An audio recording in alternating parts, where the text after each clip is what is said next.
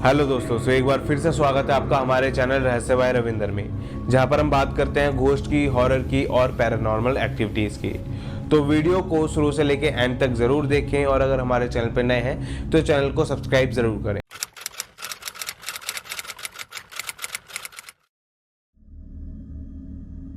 जब मैं अपने दोस्तों एलेक्स और एमिली के साथ सुदूर जंगल में गया तो जंगल की ठंडी हवा मेरे फेफड़ों में भर गई।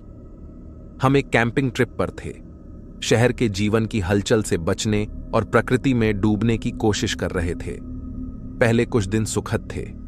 हमने हरी भरी पगडंडियों से होकर पैदल यात्रा की, एक झील के किनारे अपना कैंप साइट स्थापित किया और तारों की छांव के नीचे कहानियां और हंसी साझा करते हुए अपनी रातें बिताईं। लेकिन जैसे जैसे दिन बीतते गए, हमारे ऊपर बेचैनी का भाव छाने लगा। इसकी शुरुआत छोटे सूक्ष्म संकेतों से हुई। यहां एक अजीब से पैरों के निशान थे, वहां एक टूटी हुई टहनी थी।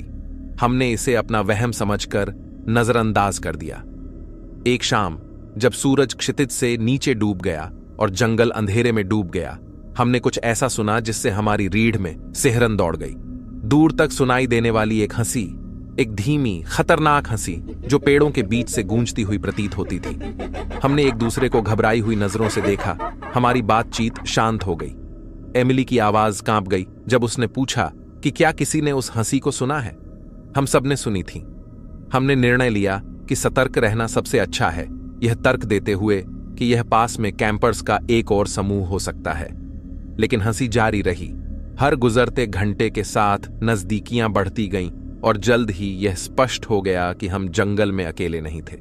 उस रात जब हम अपने तंबू में लेटे थे, हमने पेड़ों की कतार के ठीक पीछे हंसी सुनी, एक अंधेरी मजाकिया लोरी की तरह जिसने हमें सोने नहीं दिया। मैंने अपना चाकू पकड़ लिया, एलेक्स ने अपनी टॉर्च पकड़ ली और एमिली भालू स्प्रे की कैन से चिपक गई।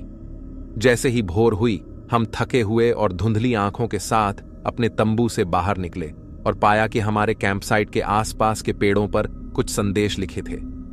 मैं तुम्हें देख रहा हूं को दांतेदार अक्षरों में उकेरा गया था और तुम छुप नहीं सकते को परेशान करने वाली सटीकता के साथ छाल में उकेरा गया था।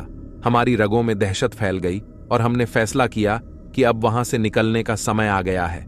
हमने जल्दी से अपना सामान पैक किया और शहर की ओर वापस जाने का रास्ता खोजने की उम्मीद में जंगल के माध्यम से अपने कदम वापस ले लिए।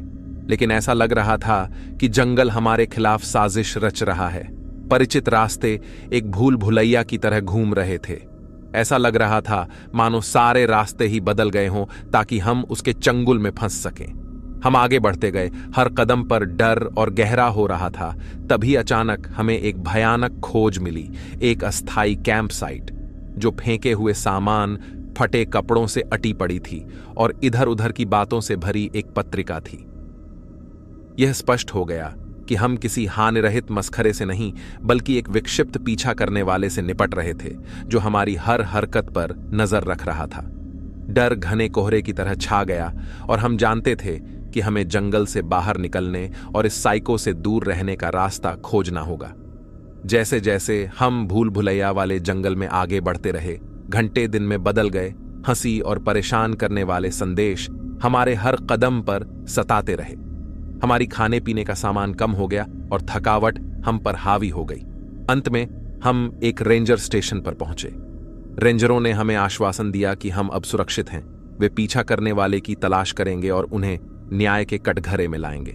जैसे ही हम जंगल से बाहर निकले, हमारे मन में उस कठिन परीक्षा का बोझ बना रहा।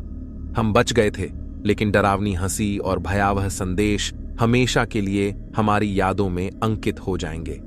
उस अंधेरे की एक डरावनी याद जो सबसे शांत स्थानों में भी छिपी हो सकती है।